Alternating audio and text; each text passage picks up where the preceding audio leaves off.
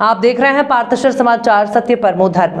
MSEB Mahapareshan में अचानक चंद्रपुर, नागपुर, भंडारा, गोंदिया इन 4 जिलों में से 120 नवयुवक कंत्राटी कामगारी को बिना कोई कारण बताए 1 सितंबर से नौकरी से निकाल दिया।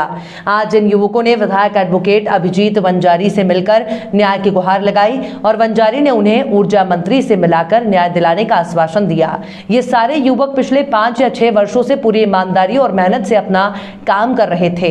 कोई लाइनमैन, कोई टेक्नीशियन तो कोई मेंटेनेंस में टेक्निकल काम कर रहा था और उस वक्त नियमित कर्मचारी कम होने की वजह से इन्हें काम पर रखा गया था। कोरोना जैसे संकट काल में भी इन युवकों ने जी जान से मेहनत करके महापारेषण का समय खराब नहीं होने दिया। मगर अब महापारेषण की ओर से जिस तरह इन्हें बिना किसी कारण दिए 1 दिन का नोटिस पर काम से निकाला गया है वो निंदनीय है और अब ये युवक कामगार संगठनों के माध्यम से जरूरत पड़ने पर आंदोलन करने की तैयारी में हैं। इनकी व्यथा सुनकर विधायक वंजारी ने तुरंत महापारेषण के चीफ इंजीनियर से बात की, मगर उन्हें भी संतुष्ट जवाब नहीं दिया गया, जिस पर विधायक वंजारी ने अगर ये युवक गलत कदम उठाते हैं तो जिम्मेदार महापारेषण के अधिकारी होंगे, ऐसी चेतावनी भी दी। सूत्रों के अनुसार हमें ये पता लगा है कि बड़े जल्द महाराष्ट्र के सभी जिलों में ये परिस्थिति उत्पन्न होने वाली है और हजारों की संख्या में ये कंत्राटी टेक्नीशियन बेरोजगार हो सकते हैं। महापारेषण कंपनीमध्ये गेल्या 5 वर्षापासून काम करत आहे। तरी कोरोना काळातही आम्ही खूप पारेषण कंपनीला कामाची मदत केली, तरी यांनी आम्हाला 1 तारखेपासून घरी बसवलं आहे। कोणतीही आम्हाला नोकरी किंवा खाती न देता आम्हाला 1 तारखेपासून यांनी घरी बसवलं, तरी आम्ही साहेब वंजारी साहेब यांच्याकडे निवेदन आलेलं आहे की काही आम्हाला मदत करावं। त्यांनी आम्हाला आश्वासन दिलं की आम्ही मदत निश्चित करू आणि काम याला काय म्हणतो। किती जिल्ह्यात किती मुलं आहे? 4 जिल्ह्यातले 120 मुलं घरी बसवण्यात आलेले आहे। किती वर्षापासून काम करत होते? सगळे 5 वर्ष 6-7 वर्ष असे मुलं आहेत। नवरात्र के पहले दिन यानी 7 अक्टूबर से मुख्यमंत्री उद्धव ठाकरे ने राज्य में सभी धर्म के पूजा स्थलों को स्वास्थ्य नियमों का पालन करने वाले श्रद्धालुओं के लिए खोलने का फैसला किया है। इस अवसर पर बोलते हुए मुख्यमंत्री उद्धव ठाकरे ने कहा, दूसरी लहर से लड़ने के बाद अब हम संभावित तीसरी लहर से लड़ने की योजना बना रहे हैं। हालांकि अभी कोरोना मरीजों की संख्या में कमी आ रही है, लेकिन हमें और सावधान रहने की जरूरत है। भले ही धार्मिक स्थल भक्तों के लिए खुले हों, लेकिन वहां स्वास्थ्य के नियमों का पालन अवश्य करना चाहिए। फेस मास्क, सुरक्षित दूरी, सैनिटाइजर का प्रयोग अवश्य करें। यही नहीं भूलना चाहिए कि इसमें धार्मिक स्थलों की प्रबंध समिति की बड़ी जिम्मेदारी है। ये बात मुख्यमंत्री उद्धव ठाकरे ने कही।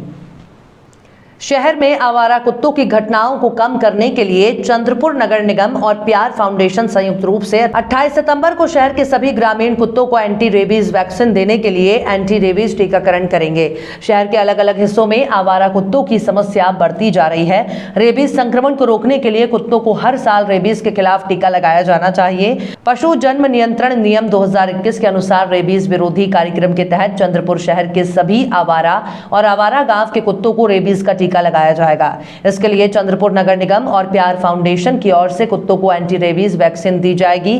वैक्सीन लगाने के लिए एक मोबाइल टीम तैनात की जाएगी।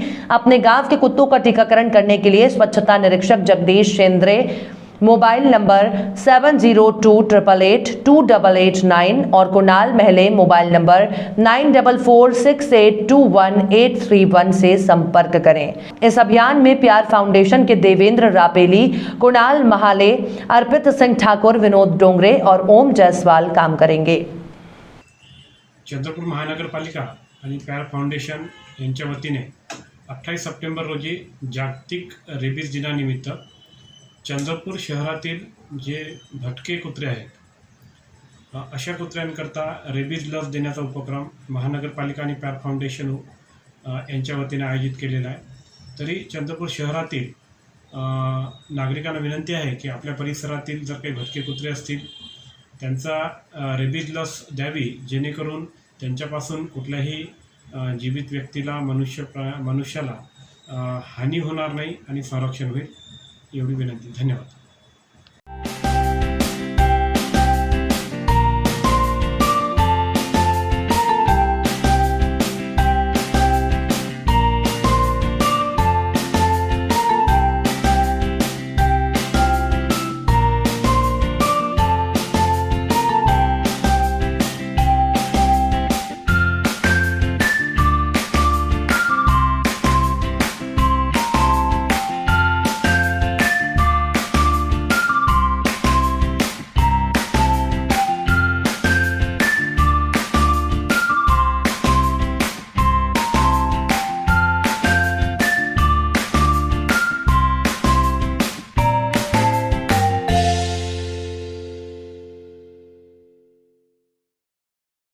मुख्यमंत्री उद्धव ठाकरे ने चंद्रपुर में वन प्रशासन विकास और प्रबंधन अकादमी का काम जल्द से जल्द पूरा करने और इसके लिए अतिरिक्त धनराशि उपलब्ध कराने के निर्देश दिए हैं।